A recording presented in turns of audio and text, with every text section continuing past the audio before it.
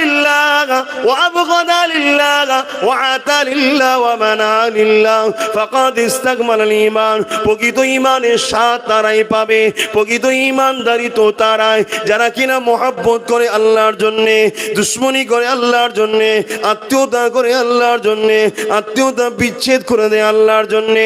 এ আমার আব্বা মায়েরা ভাইরা বোনেরা, আমি যদি প্রকৃত ঈমানদারে হতে পারি, ঈমানের স্বাদ যদি পেতে চাই, তাহলে তোমাদেরকে ভালোবাসবো আল্লাহর জন্যে, তোমাদের সঙ্গে ঝগড়া করবো আল্লাহর জন্যে, তোমাদের সঙ্গে আত্মীয়তা করবো আল্লাহর জন্যে, তোমাদের সঙ্গে বিচ্ছেদ করবো আল্লাহর জন্যে।